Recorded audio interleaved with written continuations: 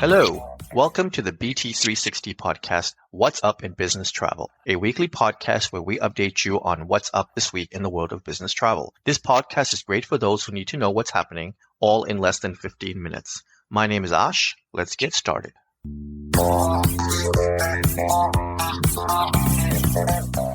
It is Monday, May 26th, and we have completed week 20 of 2025. Are you enjoying this podcast? Does this podcast help you stay in the know? Be sure to tell us by sending us a text message. You can do that easily with a new link that is available in our show notes. Now, let's get to the headlines. AAA expects 45 million people will travel at least 50 miles from their home over the Memorial Day holiday weekend from May 22nd to May 26th. This year's domestic travel forecast is an increase of 1.4 million travelers compared to last year and sets a new Memorial Day weekend record. Previous record was set back in 2005 with 44 million people. Despite concerns over rising prices, many Americans say that they're taking advantage of the long weekend to spend time with loved ones even if the trips are closer to home. A top holiday destination listed, and based on the AAA booking data for trips between the same period, Orlando tops the domestic list thanks to its popular theme parks and nearby cruise port, Port Canaveral. Cruising is also the reason Seattle and Anchorage made the top 10 list since Memorial Day kicks off peak Alaska cruise season. Internationally, Rome is the number one destination. Vancouver is also popular because of its cruise port. The rest of the list is made up of all European cities as those destinations continue to draw high volumes of visitors. For the 10th year in a row, National Car Rental was the top-rated supplier in BTN's 2025 car rental survey, with Enterprise Rent-A-Car coming in second for the fourth year in a row. National's average score was 4.24 on an ascending scale of 1 to 5, with Enterprise at 4.11. Budget moved up a notch to third place at 4.01, followed by Avis at 3.95 and Hertz at 3.90. National also took top honors in 10 of the 12 surveyed categories, with its availability and ease of booking garnering the highest overall score at 4.49. Budget was the only brand to post an increase over 2024 results, gaining 0.04 point. It also received the top scores for negotiating pricing and amenities and for price transparency. The growing use of facial recognition technology at airport security checkpoints is making some travelers worry about their digital privacy. During the screening process at TSA checkpoints across 84 airports nationwide, air passengers will encounter the second-generation credential authentication technology, or CAT, according to the agency's website. The technology is expected to roll out at over 400 federalized airports. This biometric technology, in which travelers' photos are taken while the officer scans their ID, is meant to streamline the process of verifying that you match your documents, flight status, and vetting status. It also assesses digital IDs if a traveler has one. However, there's some rising concern around the safety of biometric information storage, stemming across the lack of transparency around the database and where the information is being stored. According to the TSA, information is generally deleted after you pass the screening process and is not used for surveillance purposes. If you opted into the TSA PreCheck touchless identity solution, your information will be deleted 24 hours after your flight scheduled departure time. The agency said it secures all personal data and images and adheres to the DHS and TSA cybersecurity requirements. The U.S. Justice Department said it has struck a deal in principle with Boeing to allow it to avoid prosecution in a fraud case stemming from the two fatal 737 MAX plane crashes that killed 346 people, dealing a blow to the victims' families. The agreement allows Boeing to avoid being branded a convicted felon and was harshly criticized by many families who lost relatives in the crashes and had pressed prosecutors to take Boeing to trial. A lawyer for the family members and two senators had urged the Justice Department not to abandon its prosecution, but the government quickly rejected the requests. Boeing agreed to pay an additional $445 million into the crash victims fund that will be divided evenly per crash victim on top of the additional $244 million fine. The Justice Department expects to file the written agreement with Boeing by the end of next week. Boeing will no longer face oversight by an independent monitor under the agreement. Boeing will pay in total over $1.1 billion, including the fine and compensation to families, and over $455 million to strengthen the company's compliance, safety, and quality programs. Boeing declined any comment.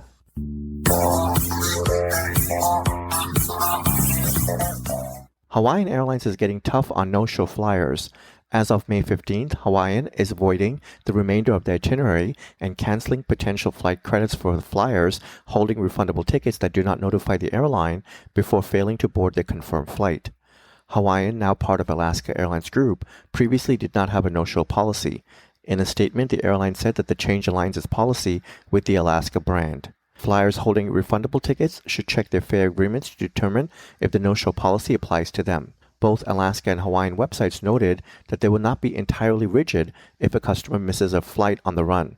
The Alaska website notes that there's a short grace period assigned to accommodate passengers who are running late and call right after the departure time. Hawaiian says that customers who are already in the airport when their flight departs can see a customer service gate agent for assistance.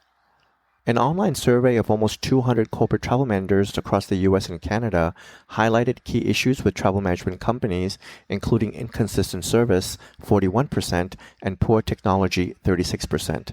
Research was conducted in March by a corporate travel management company, Direct Travel, Travel as a Service platform Spotnana, meeting planning specialist Troop, and the GBTA.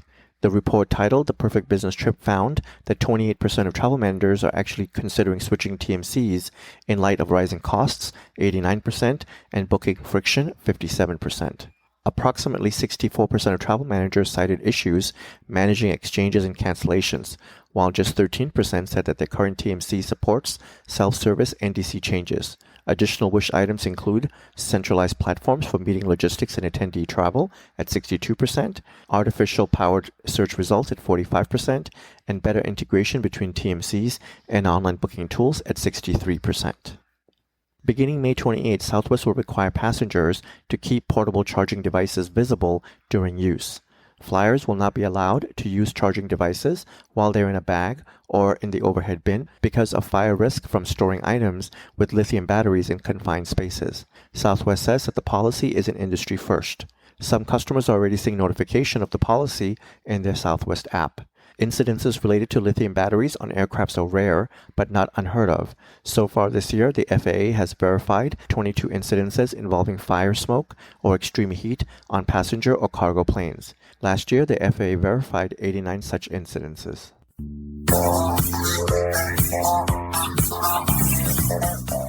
Let's get to the news of mergers and new partnerships.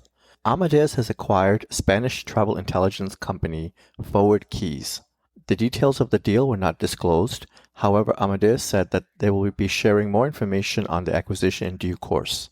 Founded in 2009, ForwardKeys provides data for destinations, brands, and retailers, media and advertising, hospitality providers, finance companies, and other travel-dependent businesses. In January, Amadeus acquired biometric technology company VisionBox, and in March of last year, it acquired Voxel. Speaking of Amadeus, Amadeus and Google have entered into a partnership to deploy Google Cloud's technology.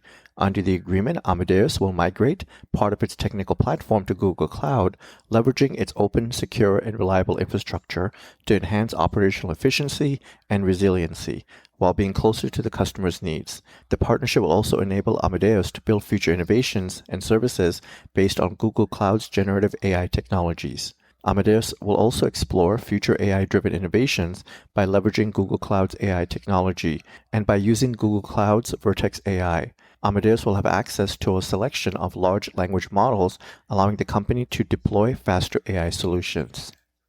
Fly Fairly, a travel booking platform that offers alternative payment options, has acquired travel discovery engine LFG for an undisclosed amount. Founded in Singapore in 2024, Fly Fairly is live in more than 10 global markets, including Southeast Asia, the United States, Canada, UK, and Europe. The platform allows travelers to book flights with more than 650 airlines and utilize more than 100 payment options, such as buy now and pay later, crypto, and e-wallets. The deal with LFG is intended to help Fly Fairly with its mission to become the most flexible online travel agency for younger generations. As part of the acquisition, two of LFG's co-founders will join Flyfairly's leadership team and focus on product, content, and strategy.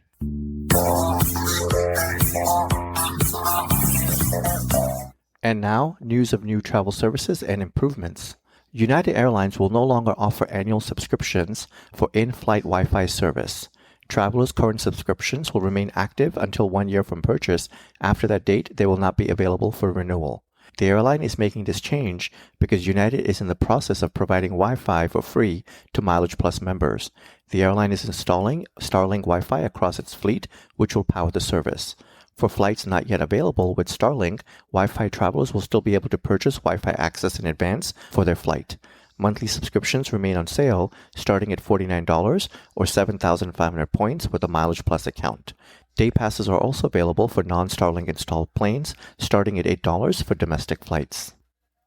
Marriott International has launched a global collection brand for the mid-scale and upscale segments called Series by Marriott to recruit well-established regional created brands. Marriott is making a small equity investment in the first to join the collection, India's Concept Hospitality Private Limited, which has 84 hotels open and 31 in the pipeline. Established in 1996, Concept Hospitality is a management company with 6 brands and over 100 hotels operating in 90 locations. Marriott said that it's also in active discussions about the Series by Marriott brand with owners in the United States, the Caribbean, Latin America, Europe, Middle East, and Africa. Indigo has confirmed the schedules for its long-haul flights from Mumbai to Manchester and Amsterdam. The low-cost airline announced plans to serve the 2 European cities earlier this year under a damp lease agreement with Norse Atlantic. The airline has now confirmed that the thrice-weekly flight between Mumbai and Manchester will launch on 1st of July, with a similar service to Amsterdam starting on the 2nd of July. The routes will initially be operated by Norse Atlantic Boeing 787 aircraft. Indigo is hoping to take delivery of an Airbus 321XLR aircraft from this year and A350s from 2027.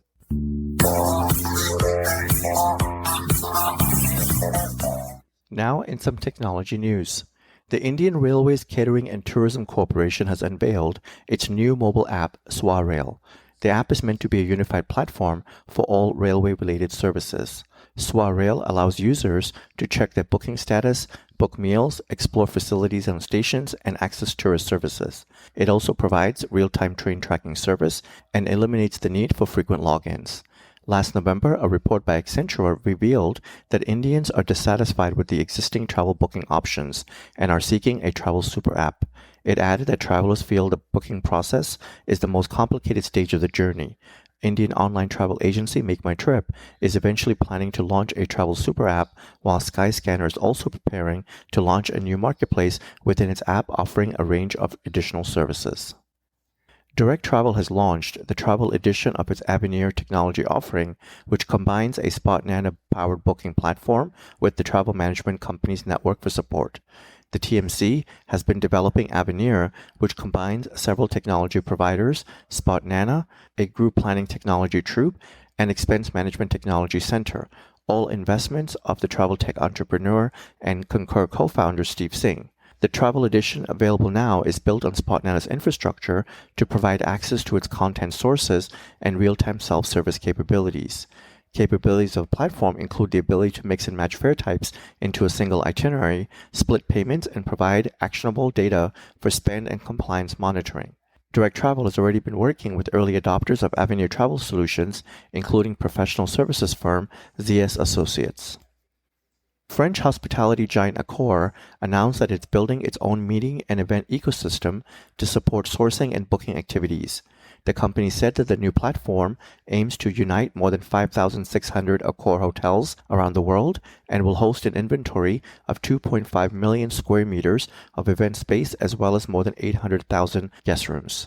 The vision is to provide a self-service option for clients to view and book event meeting space, guest rooms, and catering services, and the direct booking system will also integrate with Accor's loyalty program, ALL Accor. Version 1 of the platform will be available in late 2025. Accor cited Allied Market Research projecting an overall value of the business travel industry is forecasting to reach $2 trillion by 2028. and the GBTA research that pegged global business travel spend at $1.4 trillion in 2026.